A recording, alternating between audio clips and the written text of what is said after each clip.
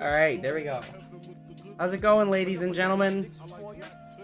So, I'll break it down real easy. For you guys. So essentially, where code here. So essentially, how we're gonna break it down is I'm gonna be going over for new players or experienced players, however you guys want to flip it. I'm gonna be going over the basics of PvP, what to do in scenarios, how you should go down your train of like learning your skills and what you want to do for those skills. So let's say like CC wise, you know, making sure that you're getting the best out of your CCs and not just flattening someone right away and nothing going on with that. The code is down at the bottom of the screen. So we'll start out. Every single CC, wow, I joined the worst BA. Anyway, every single CC, there's a float, a bound, a stiffen, a knockdown, a grapple, and a stun.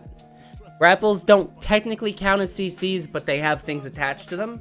So every grapple will be different. If you grapple someone, all of Zerker's grapples are bounds, but a Striker's grapples will be KDs. So that's something you want to... Oh, you're right, freeze. Sorry, I've never used freeze. So essentially, grapples will have whatever CC is bound to them. You can check it by just mousing over it, and you'll see at the bottom there, it says bound on smash attack hits. That'll mean that grapple is a bound.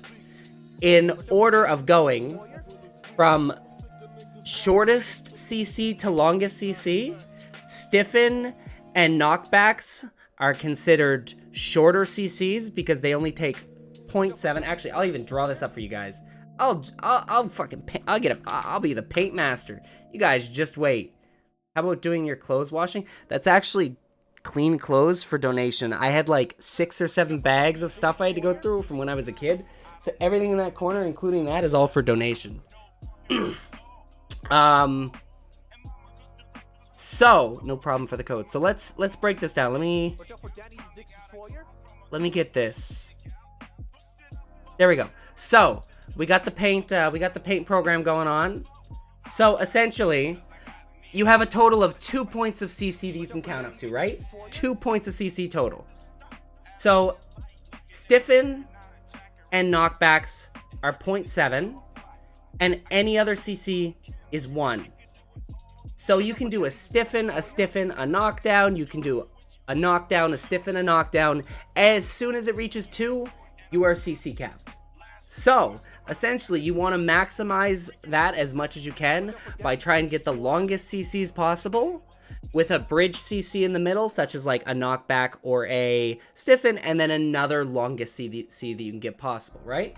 So on that, the shortest time-wise CCs is a float is the shortest, a bound is the shortest, followed by a float, then a stun, then a knockdown.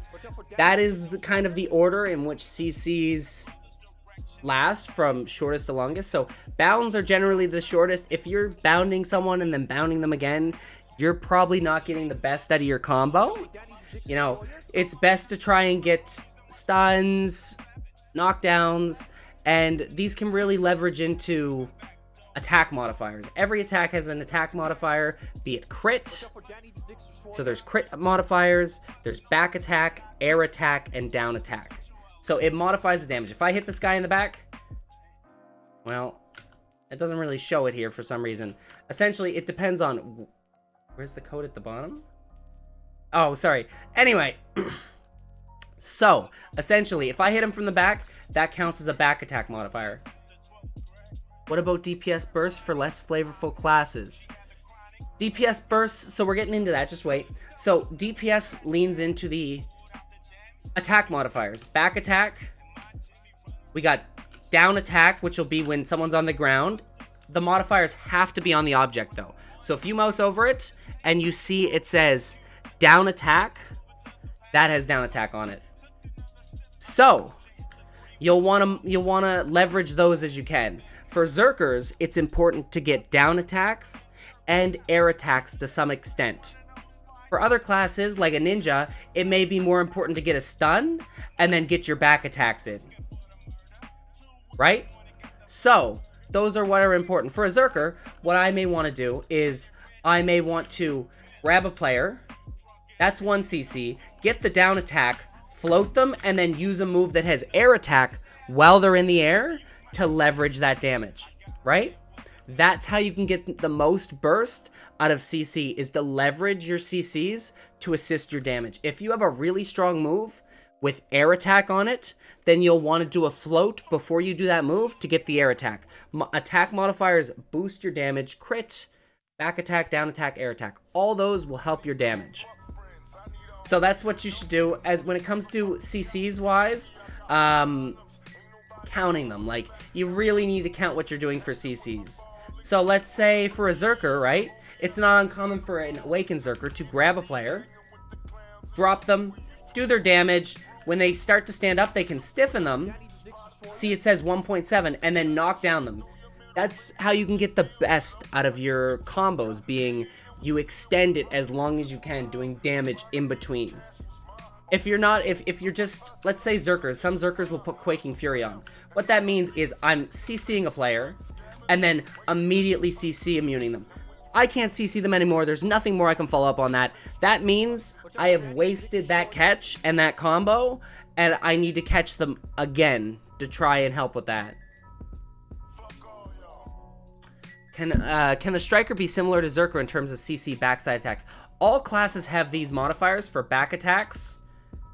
Back attacks, down attacks is per move, so certain moves will have down attacks, other moves, or down attacks, other moves won't.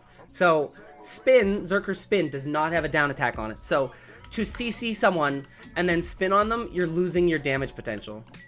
Freeze? Freeze is weird. I actually don't know Freeze as well, but Freeze actually kind of piggybacks off of CCs. So what it does is it's essentially a stun that you can stack a CC on top of, and it will apply it to the player when the freeze breaks. But I think there's only 2, maybe 3 classes in the game that can use freeze, so it's very situational, depending on who you are. I think Wizard Witch, not Draconia. Wizard Witch. Do the damage modifiers stack, Sensei? Yes. Damage modifiers do stack. So, it's hard. So, the only one that does stack is critical hit, because they're all in different scenarios. You'll never hit someone's back while they're on the ground, so you can only get down attack then. And you'll never hit someone in the air on their back because they're in the air. So the only ones that will stack is crit with everything else, and crit is independent. So, like, you'll see a move and it'll say 100% crit rate. That means it does the attack modifier every single time. And I roll keeping them CC'd. That is very true. However, following in, there's 2 more CCs that don't really count, but they're important to know. There's down smash and air smash. Both of those are very important for people that want to do extending combos or anything of the sort. Sorks, it's important too. Zerkers, somewhat important. Strikers, Mystics will find it very important. And there's a big difference between down smash and air smash. Air smash is often seen as a negative because it almost wipes off the timer on your current CC. So if you get a knockdown and then immediately air smash them, they will basically stand up when their back hits the ground. Down smashes are seen more as a positive because they do actually extend combos, and with a down smash or 2, you can actually reset someone entirely for a CC. So moves have to have down smashes on them. You'll read it. So if I read this move, you'll read, I think it's down near the very bottom. It says down smash on last hits, nullified during cooldowns. Down smashes can only happen on people that are bound or KD'd. Anything else, it won't apply down smash because they're not on the ground. Air smashes can only happen during floats or at the beginning of KDs because they are technically airborne during a KD. Same with a float, they're technically airborne, so air smashes can happen. It's a good thing to know because air smashes are seen as a negative. They will, like, completely ruin your combo in some scenarios. And down smashes are a positive because they add to a combo. So if let's say I CC lock this guy, right? Oops, sorry. And then I use this. You see I down smashed him there twice. Is grabbed to state. Grabbed is a transition state. So grab is a CC, but grab piggybacks off of whatever CC is attached to it.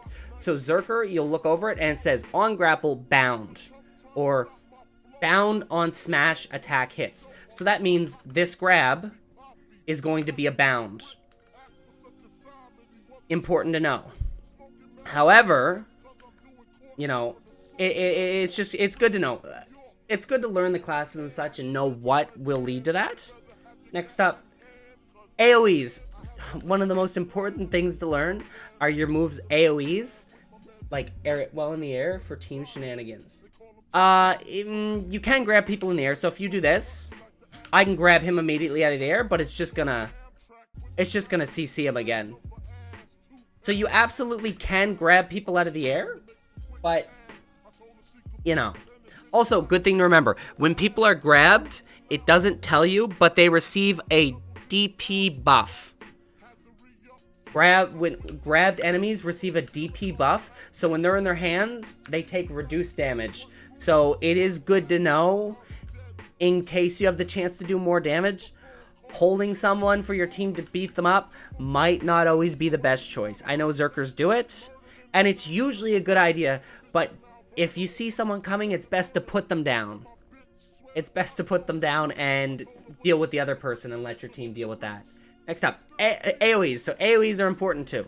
A lot of moves are like big area of effects that you guys don't know about. So let's take FD for an example. You think it'd just be right here. You can see the little effect on it. That's all the AoE you get. But actually, it's a huge AoE. I can hit both of these guys from here. And that's what's important to know. I would take every single one of your skills and learn what the AoE on it is. I can get 2 floats just by positioning myself well with that move. Right? Something that you'd think would just be a normal axe slam, and you can actually just straight up catch players out by surprise. So learning the AoEs of your moves is very important and beneficial to what you may earn out of a class, right? I hit this guy over here. Who would have guessed I was nowhere near him? Same with this. Like, all these moves, knowing the AoEs is huge. Same with Shift Q. If I know the AoEs, I know how far away I can get a stun, and then I can come in and capitalize on it, right? It's super important to know how big of a space you have that you can leverage for yourself. Nothing else matters. Your teammates, they're important. You'll help them later. If you have 3 people jumping on you and you need to know right now how big of a space you have before you're going to get your ass whooped, knowing the AoEs is critical. Now, we'll go over to the next thing. I have like a fucking list of things I just want to get through. Skills and like orders of operations, how you'll follow them, right? You'll want to save your damage moves for when people are CC'd. If someone's standing, I wouldn't want to spin in their face, because that's how you get spanked. That's how you get grabbed. They'll put you on the ground. They'll put you through college. They'll pay your tuition, and then they'll just leave you. Yeah, it's not great. Basically, the best scenario you want is to save all your damage moves for when they'll leverage. For me, if I get a grab, I'll want to do damage move now, another CC, and then I'll do a damage move that leverages off of that, right? So to explain that, I got him with a bound. I got my debuffs in, right? I went 1, 2, that's my damage moves. Hit him with my float, and then I spin to get that air attack damage and the crit damage on him to get those attack modifiers. You want to leverage what you best can at the time to benefit you. It doesn't matter if you have damaging moves. It doesn't matter if you think you can blow someone up while they're standing. You want to take the best chance you can get to not lose to someone. And if you get a catch on someone, you want to capitalize on the time given as much as possible, right? If you have 4 seconds, use all 4 of those seconds, or use all 3 of those seconds to do damage, and then make sure you still have 1 second left to CC them a second time. Or if they're that little bit left, right? If you've CC capped them and they have that little bit left and you're like, I can stick around and maybe kill them, don't. It's almost never worth it. If you caught them once, That means you are better than them once, and you can catch them a second time and win. That is the number one thing. You can catch them that second time and win. Pull off, don't get caught, play it smart, and you'll win. Hello, Ane, how are you? So, next up. Oh, I already covered all that. Yeah, so we'll go with proper follow-ups next, right? So, let's say like a grab. You get a grab. You may not be a grab class, but you get a grab. What would you want to do next? You'd want to get a CC that best benefits you after it. If I get a CC, right, on him, I don't want to go and do something that's going to CC cap him immediately, and then I only have one attack before he's on his foot beating my ass. No, I don't want that. So, what I'd want to do is I'd want to, you know, I get my grab, and then I'd want to, like, I have a float. Oh, I actually forgot to take that off, sorry. So, you have a float, right? I know I have a quick float, and I have a quick knockdown. So, I'd want to choose one of those. Well, if my float is on cooldown, right? Then I'll have to go with my second option, which is a knockdown right after. I get the benefits. I know what's coming. I'm ready. You're prepared. You know what you have in case you need to CC, right? Let's say this move is down. I can't use it to float them anymore. I have another option, right? You keep your options available and you know what you have to CC. That's why I don't, like, if you're a grapple class, as much as grabbing sucks now, it is almost disadvantageous for you to try and get catches against players with your secondary CC moves, right? Because you still need it if you get a catch. If I catch this guy and I have no more CCs, I have to sit here like an idiot while you slowly get up and I have to run away. So know what you have. It's the number one thing. Read all your moves. See what they do. Grab. Look at this. It has super armor on grapples. That means if I grab someone, I don't have to worry about being CC'd at all. And during the grapple state, no one can grab you. Very important. If you do not want to be grabbed by a player that is coming towards you, if you see a Mystic fucking charging at you from over here, grab someone. What can they do? Nothing. They can beat your ass. You can drop them. Iframe, run away. Grabs are one of the best things you can do to leverage your protection, because you are unstoppable in a grab. Once you do the grab, you cannot be CC'd out of it until you have finished the grab. Period. Yeah, let's go. I'll even read out the titles. Proper damage and why it matters. Why do you think proper damage matters? It matters because you don't want to lose to whoever is trying to fucking step up on your homegirl. You don't want to lose. So, what do you want to do with proper damage? I explained it. You want the damage modifiers. You want to make sure that you have bridging moves that do damage, right? You just don't want to CC someone and then CC them a second time and then sit there and just watch them stand up. You want to CC someone, do as much damage as you can, right? Re-CC them, keep doing damage, and you want to do as much damage as you can in that time, right? Leveraging everything you have. Down attack, crits, getting as much crit rate as you can. Make sure you have all that stacked on. You want to make sure that you are doing the most damage in the most time while being smart. Number one thing. Play. You could have 750 gear score. Play like the person you're fighting could grab you, put you on the ground, and one-shot you. If you are not playing like that, you are not playing like a smart player. You should play like the other person could instantly end you in a single move, and you want to keep all your health on you at all times.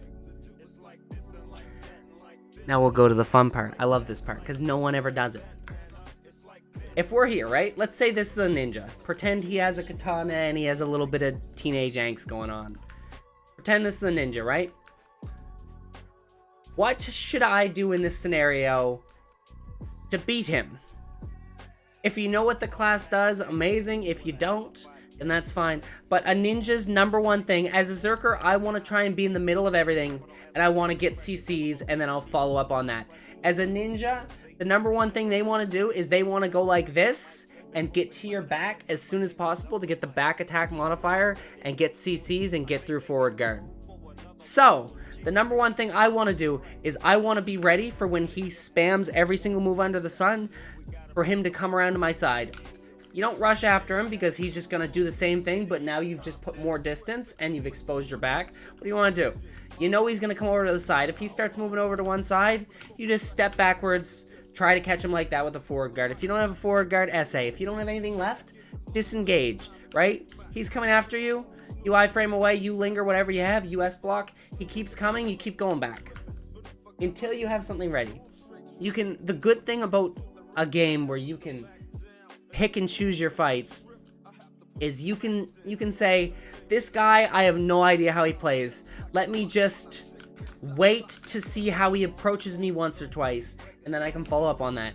If this ninja, twice in a row, tries to come over to my left side instead of my right, so he uses, you know, Serpent, he Ghost Step, and then he tries to Shadow Stomp my back. And he does it twice, and I iframe away, and he starts doing it a third time, turn, block, grab. Watch what the other person's doing, because people fall into patterns where they want to do the exact same thing over and over until it works. Most people will do the exact same thing over and over and over and over and over again until it works. And if it does work, even better. They'll keep doing it and keep doing it and keep doing it. And if they keep doing it, it's even easier for you to say, he keeps going this way on me, or he keeps coming towards me and then immediately block jumping. Cool. He keeps coming towards me and immediately block jumping. Fall back out of his block jump range, come back in, grab him, CC him, because he's going to come out of block jump exactly where he went in. Just good things to know. And then let's say, like, you're unsure about a scenario. Oh, fuck, this is a Draconia. I have no idea what a Draconia does. The Draconia dives at me. I S-block, right? I get hit. It deletes my S-block. That's the kind of scenario where you look at that and say... And then you press V, you click escape, and then you map back to the nearest town and log off. Because you can't beat that. No, I'm fucking with you. But essentially, like, just the biggest thing about a game like this is information and watching, right? If you see that someone's approaching you, why is your first reaction to dive into them? They already know you're there. They know you're going to want to come towards them.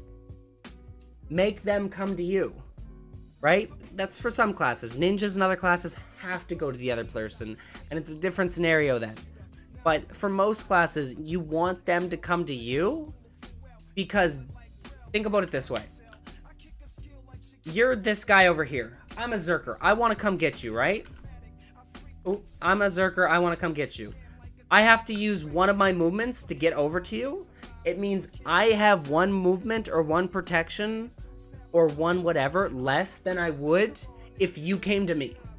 Meaning, you can burn through his protection quicker because he has used it to come to you, right? Easy enough, makes sense, all that good stuff.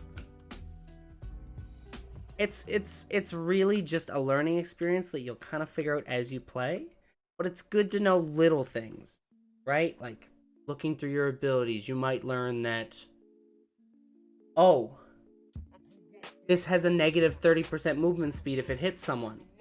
Well, what could I use that for?